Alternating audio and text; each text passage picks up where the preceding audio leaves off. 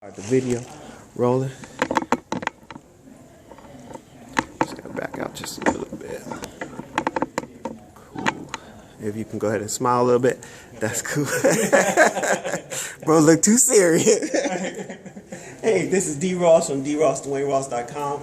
Also, just want to invite you on in to meet Mr. Horne. Okay, and you can tell us who you are, what you do, what you're about. So I'm LeDerick Horne. I'm an advocate for people with disabilities, an entrepreneur, and a poet, spoken word poet.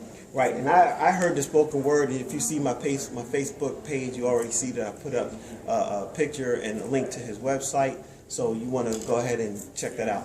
But tell me and tell the audience, what brought you to this place? What was the thing that made you know, this is my gift, this is my talent, this is my ability, and here's where I'm going?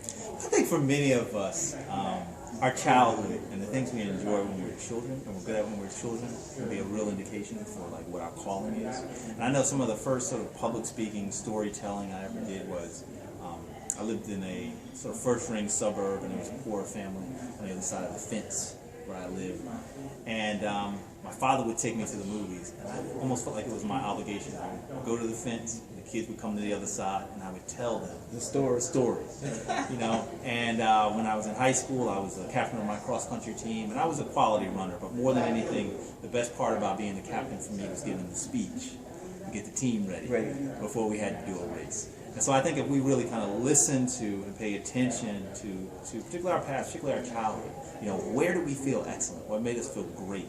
It can be a clue as to what we really put here. Your uniqueness. You got it. I call it, tapping into your uniqueness and then being the light. So tell us, what's something that you want everybody to know about you and the work that you do and how they can support you? So the work that I do is I'm a speaker, an advocate. I go all over the country. I talk primarily around. Go ahead and talk to me. Primarily around issues connected to special education reform, education reform, and I think that my power is, I'm not an educator, I'm not a PhD, a doctor, a medical doctor. I'm someone who's lived the experience of having a learning disability, going through school. I know what worked and what didn't work, and so I really speak from that experience. And I think audiences, families, educators, and particularly young people listen to me and pay attention to what I have to say, because I'm not just an academic. Like I've been there, I've been through it, I've been in those seats, and I use poetry, in the language and the rhythm that many of our young people use today to really convey the information and the emotional aspect of what many of them go through. So, that's what I do, and I do believe it's my calling. It's the reason why I've been put on this earth, is to share that message.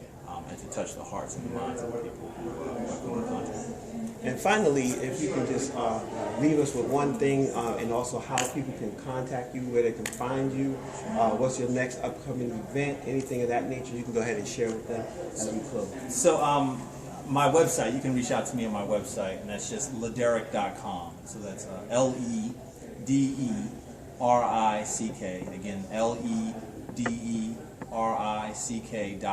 It's kind of like Oprah does the first name. I'm the same way, LeDerick, right? So you can reach out to me through the website. I travel all the time. I'll be in Reno for a week after this, and I'll be doing some work in Oklahoma for the Cherokee Nation towards the end of the next week. But I'm all over the place. But it's really good if you reach out to me on Facebook or Twitter. I update, let people know what I'm doing.